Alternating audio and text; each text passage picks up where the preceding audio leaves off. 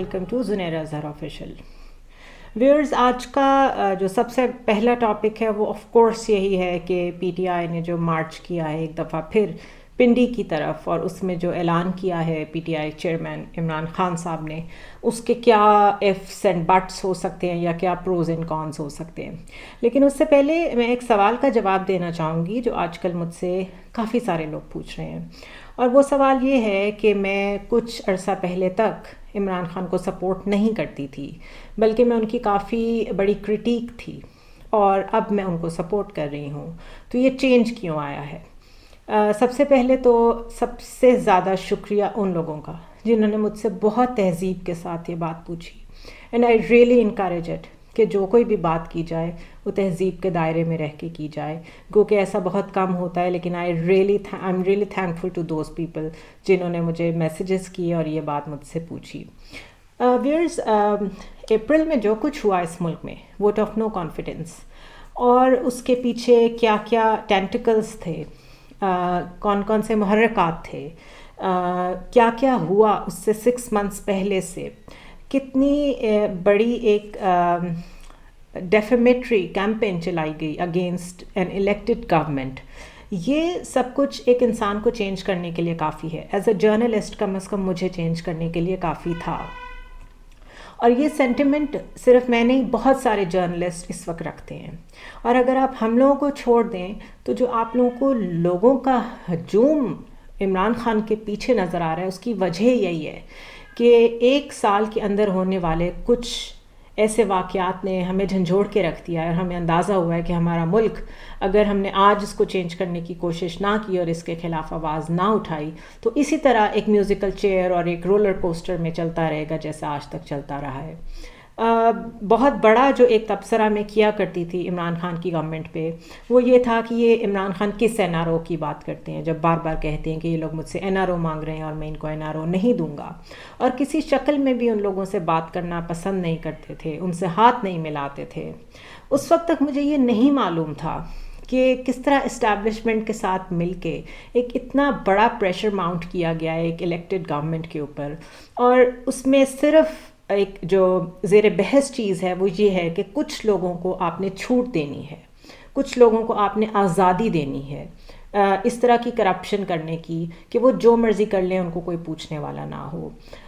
جب وہ حکومت میں ہوں تو وہ اس ملک میں لوٹ مار کریں، اور جب وہ حکومت میں نہ ہوں، جب ان کے اوپر برا وقت آئے، جب ان کو اٹھا کے باہر پھینک دیا جائے، تو وہ اس ملک سے باہر جا کے اس ملک کے خلاف لابنگ کرنا شروع کر دیتے ہیں.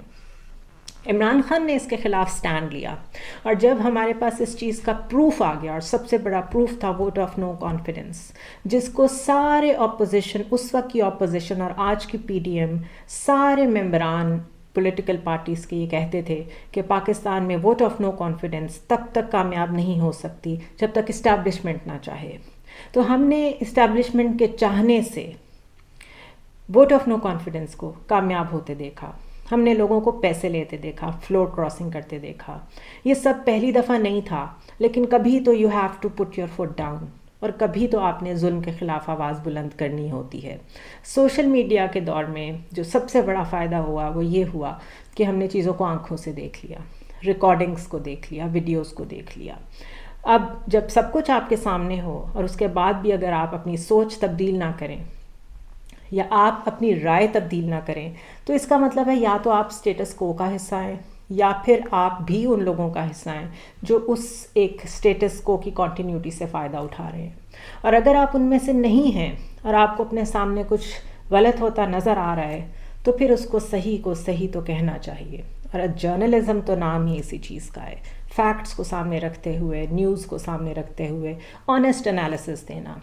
گو کہ ہمارے بہت سارے کولیگ ایسا نہیں کر رہے، لیکن میں نے اپنے سامنے کچھ ایسی چیزیں دیکھیں جس سے میری سوچ میں بہت تبدیلی آئی. اور میں آپ کو یہ بھی بتاتی چلوں کہ جب میں عمران خان پہ کرٹیسزم کرتی تھی، اس وقت میرے پہ الزام لگتا تھا کہ میں اسٹیبلشمنٹ کی طرف سے آئی بھی ہوں، اسٹیبلشمنٹ کو سپورٹ کرتی ہوں. اور میں اسٹیبلشمنٹ کو نہیں، میں اپنے ملک کی فوج کو سپورٹ کرتی تھی،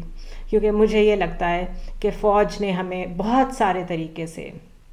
بہت سارے اس طرح کے معاملات ہیں جس میں بہت سیکیور رکھا ہے، اور کچھ افراد کی وجہ سے ہم ان سینٹیمنٹس کو روئن نہیں کر سکتے جو ہمارے لوگوں نے اپنی جانیں دے کے اس ملک کو بچایا ہے، اور شہداء کی فیملیز ہیں، اور بہت ساری ایسی باتیں ہیں جس پہ ہم کسی اور وقت میں بات کریں گے. میری سوچ میں تبدیلی آئی and I am proud of it, because اگر تبدیلی نہ آتی تو جو کچھ میں دیکھ رہی ہوں، جس طرح کی کرپشن کا بازار گرم ہے، اور جتنی غربت میں نے دیکھی، آپ ساؤتھ پنجاب کی طرف جائیں، آپ سندھ میں جائیں، آپ کو پتہ چلے گا کہ ہم لوگ تو جنت میں رہ رہے ہیں. لوگوں کے ساتھ کتنا ظلم ہو رہا ہے. ابھی تک وڈیرے فیوڈلز لوگوں کو کس طرح ٹریٹ کرتے ہیں، کس طرح لوگوں کے پاس پانی نہیں ہے، پاؤں میں جوتی نہیں ہے، سر پہ چھت نہیں ہے. ان سب چیزوں کو دیکھتے ہوئے بھی اگر کوئی سمجھتا ہے کہ میری سوچ تبدیل نہیں ہونی چاہیے تھی، تو میں صرف ان کو یہی کہہ سکتی ہوں کہ میں آپ کی سوچ کا احترام کرتی ہوں. اب ہم بات کر لیتے ہیں کچھ آج کی نیوز کی، جو کہ ظاہر ہے عمران خان کا ایک بہت بڑا اعلان کہ وہ اسمبلیز کو ڈیزالو کرنے کی بات کر رہے ہیں، کے پی اور پنجاب کی. میں نے ان کے اس اعلان سے صرف ایک بیسک کویسچن یہ ریز کیا ہے کہ کیا وجہ ہے جو وہ یہ سسٹم چلنے دیں. فار ایگزامپل، مزید کلیئرٹی میں اپنی بات کی اس طرح دیتی ہوں کہ اگر تو یہ نظام کوئی بہتری لا رہا ہے، کسی ایک سیکٹر میں بھی بہتری لا رہا ہے، اور ہمیں یہ لگے کہ چلیں اگر 1 سال اور بھی گزر جاتا ہے تو کوئی بات نہیں، گزرنے دیں اور چلنے دیں اس نظام کو. لیکن اگر ہمارے سامنے ہے کہ آپ کی اکانومی کا کیا حال ہے، اور آپ کے ملک میں اس وقت لا اینڈ آرڈر کی کیا سچویشن ہے، ایک عام آدمی فیل کیسا کر رہا ہے، اس کا کچن چل رہا ہے کہ نہیں چل رہا، کیا ہماری سوشل سیکیورٹی اور ہیومن سیکیورٹی انٹیکٹ ہے. ہیومن سیکیورٹی کی تو خیر بات میں بعد میں کروں گی، سوشل سیکیورٹی کا تو نام نشان نہیں ہے. پھر ہمارے ہاں لیجسلیشنز اسمبلی میں فوکس کس چیز پہ ہے، کس قسم کے قوانین بن رہے ہیں، کس قسم کی لیجسلیشن ہو رہی ہے. تو لیجسلیشن میں نے جو چیزیں نوٹ کی ہیں وہ یہ ہے کہ ایک تو نیب امینڈمنٹس ہوئیں، یعنی کہ ایلیٹ نے اپنے آپ کو پروٹیکٹ کرنے کے لیے جو ریکوائرمنٹس تھیں وہ لیجسلیشن کے ذریعے قومی اسمبلی سے پوری کرا لیں. اس کے علاوہ انہوں نے ایک خاص خاندان کو بہت سخت فیورز دی ہیں، جو کہ نواز شریف کا خاندان ہے. جس طرح مریم نواز کے لیے الیکٹورل پالیٹکس کی راہ ہموار کی گئی، ان کو پاسپورٹ دیا گیا، اور جس ہریڈ وے میں، جس تیزی سے سوئفٹلی ان کے یہ کام ہوئے ہیں، یہ الارمنگ ہیں. اس کے علاوہ نواز شریف کے لیے جس طرح راہ ہموار کی جا رہی ہے، فیصل واڈا کی disqualification is going to lead to the disqualification case of Nawaz Sharif, جو لائف ٹائم ڈسکوالیفیکیشن ہے، تو ان کے لیے بھی راستہ ہموار کیا جا رہا ہے. سپریم کورٹ اور ہائی کورٹ میں ٹوٹل پرائیورٹی پہ وہ کیسز سنے جا رہے ہیں جو ان لوگوں کی جو پچھلے 3-4 سالوں میں ایک چیک اینڈ بیلنس کریٹ کیا گیا تھا اس کو اریز کرے. دوسری طرف لوگوں کی اگر ہم بات کریں کہ لوگوں کے لیے کیا ہو رہا ہے، تو لوگوں میں سب سے پہلے اگر عمران خان جیسا فارمر پرائم منسٹر پنجاب میں اپنی گورنمنٹ ہوتے ہوئے بھی اگر FIR نہیں کٹوا پا رہا، تو اس کی 2 ریزنز ہیں. ایک ریزن تو یہ کہ یہاں پر پرویز الہی ان کے ساتھ تو کھڑے ہیں اپیرنٹلی، لیکن اندر سے ان کا ساتھ نہیں دے رہے. دوسری وجہ کیا ہے کہ آپ کی بے شک پنجاب میں حکومت ہو، لیکن کیونکہ اسٹیبلشمنٹ آپ کے خلاف ہے تو آپ کچھ نہیں کر سکتے. تو ایسی حکومت رکھ کے آپ نے کیا کرنا ہے، number 1. Number 2، Imran Khan specific چیزوں کو سائڈ پہ کر دیں تو لوگوں کے ساتھ کیا ہو رہا ہے. ہراسمنٹ ہو رہی ہے، انٹیمیڈیشن ہو رہی ہے. شہباز گل اور اعظم سواتی کے ساتھ جو کچھ ہوا اس دور میں، اس ٹیکنالوجی اور اس ایک بڑے فنیس والے دور میں، کسی انسان کے ساتھ، میرے خیال ہے ابو غریب جیل میں ایسا ہوتا ہے جو سلوک پاکستان میں لوگوں کے ساتھ کیا جا رہا ہے. اور جسٹ ایز اے ریفرنس آپ کو بتا دوں کہ ابو غریب جیل یا گوانتانامو بے امریکہ نے کیوں اپنے ملک کے اندر نہیں بنائی، کیونکہ ان کو بھی یہ معلوم ہے کہ رول آف لا اس قدر انٹیکٹ ہے US میں کہ وہ اس طرح کا کسٹوڈیل ٹارچر یا کسی بھی طرح کا ٹارچر امریکن سوائل پہ نہیں کر سکتے.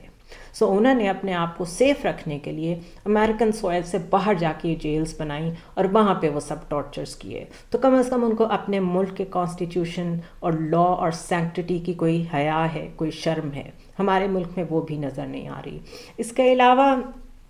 ہیومن رائٹس، جس میں یہ ساری باتیں آ جاتی ہیں، لوگ ملک چھوڑ کے جا رہے ہیں. جو نہیں جا سکتے وہ ایک اس طرح کے فیئر کے ایٹماسفیئر میں رہ رہے ہیں جو کہ کوئی آدمی ڈیزرو نہیں کرتا. کب کس کے گھر کے باہر ویگو آ جائے، گاڑیاں آ جائیں، لوگ آ جائیں، وہ آپ کے کیمراز تک اتار کے لے جاتے ہیں تاکہ آپ کے پاس کوئی پروف نہ ہو دکھانے کے لیے کہ آپ کے ساتھ کیا ہوا ہے. ہمارے بہت سارے کولیگز ہیں جو بتاتے نہیں ہیں کہ کیا ہو رہا ہے، لیکن ہمیں معلوم ہے کہ کس حد تک لوگوں کے ساتھ زیادتیاں کی گئی ہیں. یہ خیال بھی نہیں کیا گیا کہ کوئی فیمیل ہے، کیونکہ ہم یہ سمجھتے تھے کہ ہمارا معاشرہ کسی حد تک عورت کو عزت دیتا ہے. لیکن جب اسٹیٹ بھی برا سلوک کرنے لگے تو یہ ساری متس یہ سب بریک ہوتی ہوئی نظر آتی ہیں. اس کے علاوہ ایک ہم نے بڑی آرگنائزڈ کیمپین دیکھی اگینسٹ عمران خان،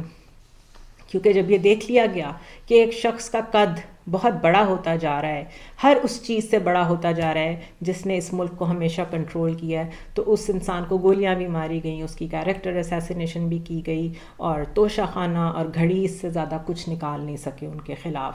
تو یہ سارا سینیریو اگر آپ سامنے رکھیں تو اگر کچھ بہتری نہیں آ رہی تو الیکشنز کرانے میں کوئی حرج نہیں ہونا چاہیے. اور اگر پی ڈی ایم تیار نہیں ہے الیکشن کرانے پہ تو عمران خان نے یہ موو کر کے، اگر وہ یہ موو کر رہے ہیں تو یہ ثابت کیا ہے کہ he is very serious about the elections, اور وہ سمجھتے ہیں کہ جینوئن مسئلوں کا حل الیکشنز میں ہی ہے. یہ ایک ہینڈ فل آف پیپل ہم پہ جو مسلط کر دیے گئے ہیں بڑے ان کانسٹیٹیوشنل وے میں، کانسٹیٹیوشنل کور دے کے، ان کا کوئی حق بھی نہیں ہے اور یہ کچھ پروڈیوس بھی نہیں کر پا رہے اس ملک میں.